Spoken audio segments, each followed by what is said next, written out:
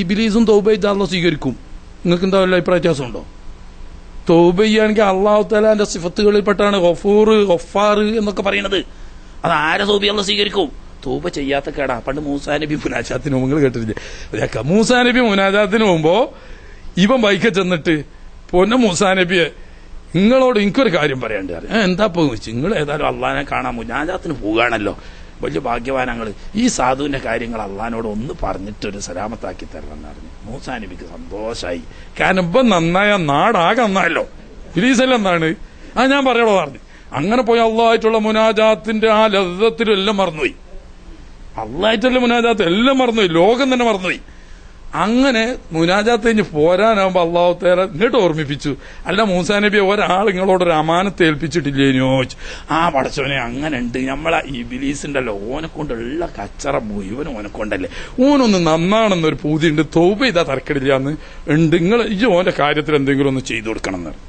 ഓ പ്രശ്നമില്ല, തൗബ ഞാൻ സ്വീകരിക്കുക. ആരും തൗബ സ്വീകരിക്കുക. കാരണം ഞാൻ ഒഫോറും ഒഫാറുമാണ്. തൗബ സ്വീകരിക്കൽ എന്റെ ഗുണമാണ്. നിങ്ങളൊരു കാര്യം പറയും, ഓനെ ഞാനിതൊക്കെ ആട്ടാൻ കാരണം ആദനബിക്ക് സുജൂദ് ചെയ്യാത്താണല്ലോ. ഇനി പോയിട്ട് ആദനബിന്റെ ഖബറിങ്ങ പോയിട്ട് സുജൂദ് ചെയ്യാൻ പറയും. എല്ലാം ഞാൻ പുറത്തു കൊടുത്തു ഓനെ പഴയ സ്ഥാനത്തേക്ക് എത്തിച്ചോളാം.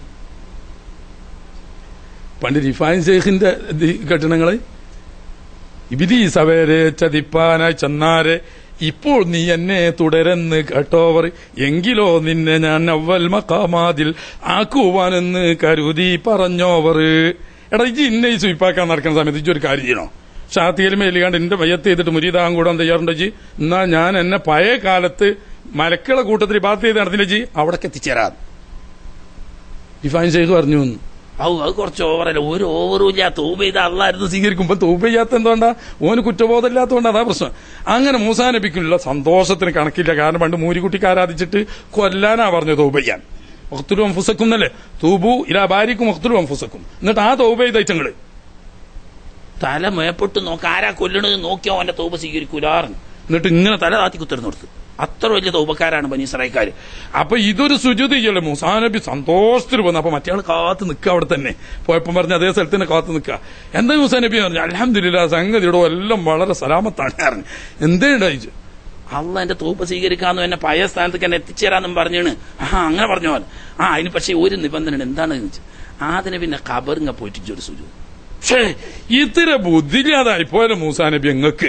നിങ്ങളൊരു മനുഷ്യനാന്ന് കരുതിന് ഞാൻ എന്താ ഈ പറയുന്നത്? അയാൾ ജീവിച്ചിരിക്കുന്ന സമയത്ത് അയാൾക്ക് ഞാൻ സുജൂദ് ചെയ്തിട്ടില്ല. എന്നിട്ട് ഇപ്പൊ ഖബർ കിടക്കുന്ന ആ മരിച്ച മയ്യത്തിന്റെ അടുത്ത് പോയിട്ട് ഞാൻ സുജൂദ് ചെയ്യാം? വേറൊരു പണി ഉണ്ടെങ്കിൽ നോക്കി നിങ്ങൾ. ഇതാ പ്രശ്നം. തൗബ ചെയ്യണമെങ്കിൽ ഞാൻ ചെയ്ത് തെറ്റാണെന്നുള്ള ബോധം വരണം. കുറ്റബോധം വരാത്തവൻ തൗബ ചെയ്യൂല. ഇതാണ് മുബ്തദീനുള്ള തകരാർ. മുബ്തദി ഞാൻ ചെയ്യുന്നത് തെറ്റാണെന്നും ഇത് കുറ്റബോധം അവന്റെ മനസ്സിൽ വരാത്തടത്തോളം കാലം തൗബ ചെയ്യൂല. തൗബ ചെയ്യാഞ്ഞാലോ ഈമാനു മുബ്തദി മൗഖൂഫ്. മരിക്കുന്നതിന് മുമ്പ് തൗബ ചെയ്തിട്ടില്ലെങ്കിൽ ആ ഈമാൻ തള്ളപ്പെട്ടു പോകും. അത് പറഞ്ഞാൽ മതി. നിങ്ങൾ പേര് ചൊർക്കുള്ളതാണ്, പക്ഷെ ആ ചൊർക്കുള്ള പേരിന്റെ മാന്തിയൊക്കെ വളരെ മോശപ്പെട്ട പേരാണ്. അത് മതി, അതിന്റെ അപ്പുറം പറയണ്ടെന്ന് നമ്മളെ ഇമാമിങ്ങൾ പഠിപ്പിച്ചതാണ്. അതുകൊണ്ടാണ് നമ്മൾ പറയാത്തത്. പറഞ്ഞു വന്നത് തൗഹീദ് ശിർക്ക് ആണ് നാം സംസാരിച്ചത്. ഇനി അതുമായി ബന്ധപ്പെട്ട ഒരു പ്രധാന വിഷയം തന്നെയാണ് ആരാധനയും ആദരവും, ഇബാദത്തും തഅദീമും. പലപ്പോഴും പലർക്കും മനസ്സിലാകാത്തതോ അല്ലെങ്കിൽ മനസ്സിലാകാത്ത നിലക്ക് നടിക്കുന്നതോ ആയ കുറെ കാര്യങ്ങൾ ഈ വിഷയകമായി കാണാൻ കഴിയും. ആദരവ് അള്ളാഹു ബഹുമാനിച്ച അവനിഷ്ടപ്പെട്ട ആളുകൾക്ക് ആദരവ് നൽകാൻ അള്ളാഹു കൽപ്പിച്ചതാണ്. അവരെ ആദരിക്കുകയും ബഹുമാനിക്കുകയും ചെയ്യുക എന്ന് പറയുന്നത് അള്ളാഹുവിന് വഴിപ്പെട്ട് അവനെ ഇബാദത്ത് ചെയ്യുന്നതിന്റെ ഭാഗമാണ്. അതേസമയത്ത് ഇബാദത്ത് എന്നത് ഒരു സാഹചര്യത്തിലും ഒരാൾക്കും ഒരിക്കലും അല്ലാഹു തആല അവനല്ലാതെ അനുവദിച്ചിട്ടില്ല.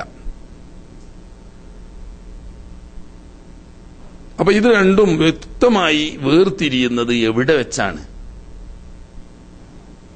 എന്താണ് ഇബാദത്ത്? ബാക്കിയുള്ള അള്ളാഹുവിനെ ആദരിക്കണം, അള്ളാഹുവിനെ സ്നേഹിക്കണം, അള്ളാഹുവിന് താഴ്മ ചെയ്യണം, അള്ളാഹുവിനനുസരിക്കണം. ഇതൊക്കെ പറയുമ്പോൾ തന്നെ ഉമ്മവാപ്പമാരെ ബഹുമാനിക്കണം, അവരെ സ്നേഹിക്കണം, അവരെ അനുസരിക്കണം, ഉസ്താദന്മാരെ ബഹുമാനിക്കണം, അവരെ അനുസരിക്കണം, അവരുടെ കൽപ്പന ആക്ക് വഴിപ്പെടണം.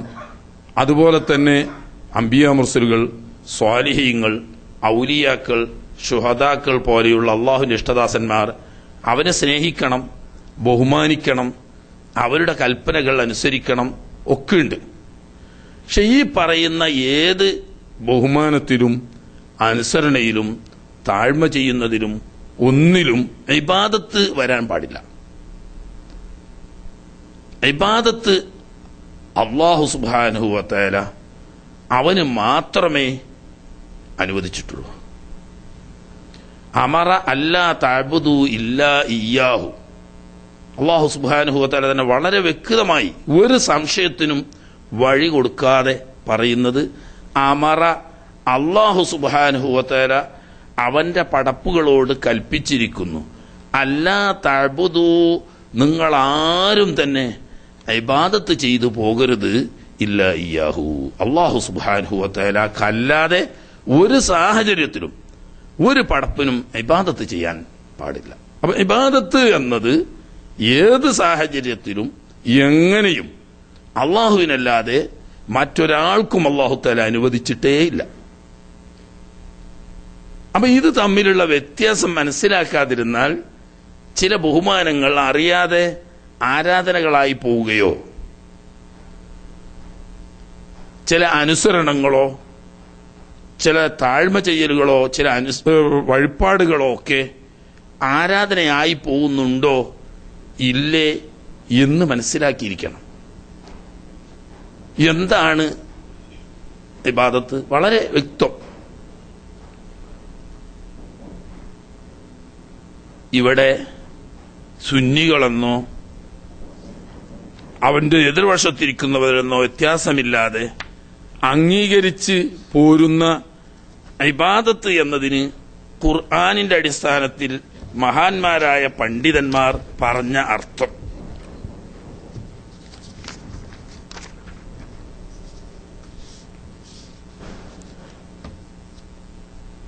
ബഹുമാനപ്പെട്ട മുഫസ്സിറുകൾ ഇമാം റാസി, ഇമാം ബൈലാവി, ഇമാം അബു സഊദ് പോലെയുള്ള മഹാന്മാർ പറയുന്ന അർത്ഥങ്ങൾ കൂടുതൽ നീട്ടിപ്പരത്തി പറയേണ്ടതില്ല, നമുക്കൊക്കെ സുപരിചിതമായതുകൊണ്ട് ഞാൻ ചുരുങ്ങിയ വാക്കുകളിലൂടെ അത് നിങ്ങളുടെ മുന്നിൽ ഉണർത്തുകയാണ്. അൽ ഇബാദത്തു അഖ്സാ ഗായത്തുൽ ഖുദൂഇ വത്തദല്ലുലി.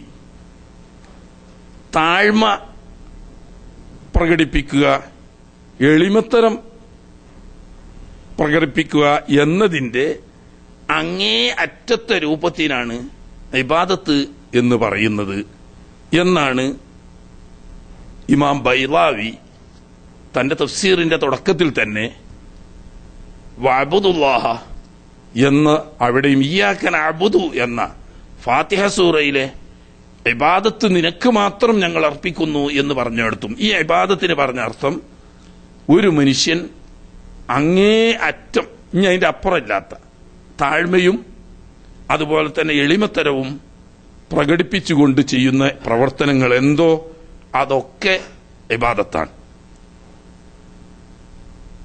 അതുകൊണ്ട് തന്നെ വലാ യസ്തഹിഖുൽ ഇബാദത്ത, അങ്ങേ അറ്റത്തെ എളിമത്തരം പ്രകടിപ്പിക്കലും താഴ്മ പ്രകടിപ്പിക്കലും അനുയോജ്യമല്ല ഇല്ലാമൻ ഒരുത്തനല്ലാതെ, കാന അവനായിരിക്കുന്നു മൂലിയൻ ലി അഅളമിൻ നിഅമി, ഏറ്റവും വലിയ നിഅമത്ത് ആരുടെ ഉടമയിലാണോ ആരാണോ അത് ചെയ്തു തന്നത് അവനെ ഏറ്റവും വലിയ താഴ്മയും ഏറ്റവും വലിയ അനുസരണവും ചെയ്യാൻ പാടുള്ളൂ.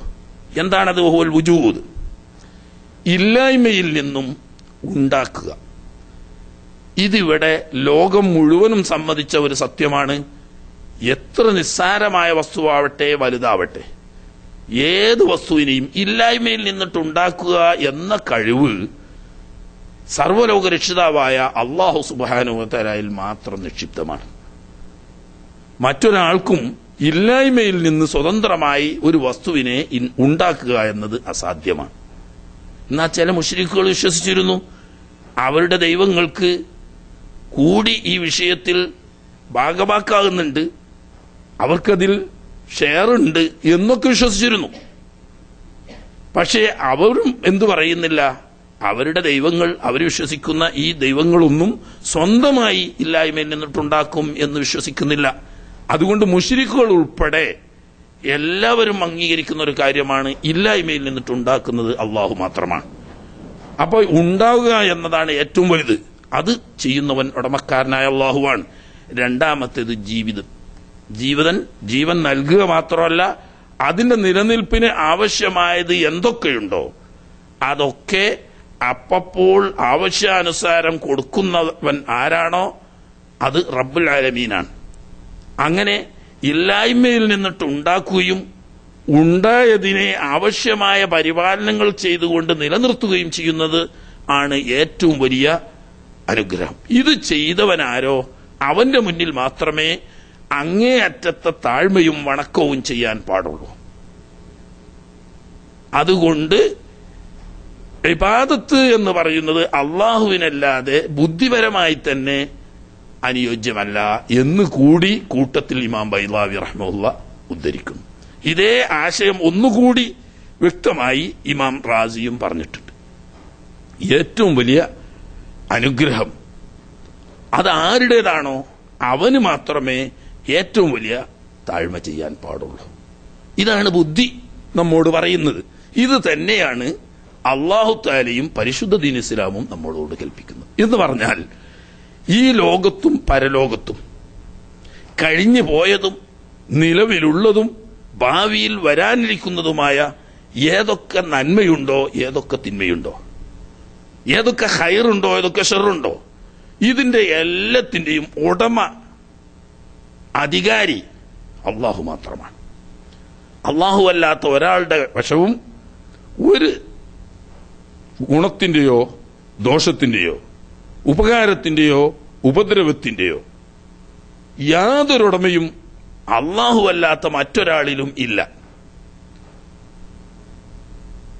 അപ്പോ നാം എന്ന് പറഞ്ഞാൽ ബുദ്ധിയുള്ള ജീവികൾ എന്ത് ഗുണം പ്രതീക്ഷിക്കുന്നുണ്ടോ അന്തിമമായി ആ ഗുണത്തിന്റെ ഉടമ ആരാണോ അവൻ.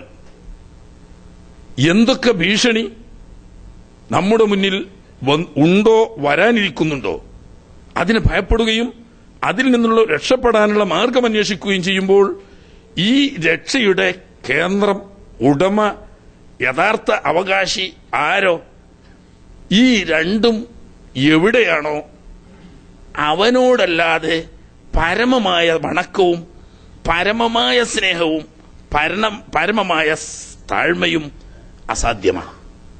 ഇതാണ് ഇബാദത്തിന് മൂന്നർത്ഥങ്ങളാണ് ഇമാം ബൈളാവി ഉൾപ്പെടെയുള്ള മഹാന്മാർ കൊടുക്കുന്നത്. ഒന്ന്, അങ്ങേയറ്റത്തെ സ്നേഹപ്രകടനത്തിന്റെ ഏറ്റവും പരമമായ രൂപം ഇബാദത്താണ്. അതുപോലെ തന്നെ താഴ്മയുടെ പരമമായ രൂപം ഇബാദത്താണ്. അനുസരണ അല്ലെങ്കിൽ വഴിപ്പാട്, ഈ വഴിപ്പാടിന്റെ ഏറ്റവും പരമമായ രൂപം ഇബാദത്താണ്. അപ്പൊ പരമമായ ഒരു വ്യക്തിയെ അല്ലെങ്കിൽ ഒരു ശക്തിയെ അനുസരിക്കുകയോ അതല്ലെങ്കിൽ വഴിപ്പെടുകയോ അതല്ലെങ്കിൽ സ്നേഹിക്കുകയോ ചെയ്യുന്നുണ്ടെങ്കിൽ ആ ശക്തി അവനായിരിക്കണം എന്തൊക്കെയാണോ പ്രതീക്ഷിക്കപ്പെടുന്നത് ആ പ്രതീക്ഷിക്കപ്പെടുന്നതിന്റെ മുഴുവനും ഉടമ ആരോ അവന്റെ മുന്നിലില്ലാതെ സാധ്യമല്ല ബുദ്ധിപരമായി തന്നെ. അത് അള്ളാഹു ഒരുവനിൽ നിന്നല്ലാതെ മറ്റൊരാളിൽ നിന്ന് ഈ ലോകത്ത് കഴിഞ്ഞു പോയതോ ഇപ്പോൾ നിലവിലുള്ളതോ ഭാവിയിലുണ്ടാവുന്നതോ ആയ ഏതെങ്കിലും ഒരു ഉപകാരം ഉടമക്കാരനായ അള്ളാഹു അല്ലാതെ മറ്റൊരാളിൽ നിന്നിട്ട് പ്രതീക്ഷിക്കാൻ സാധ്യമല്ല.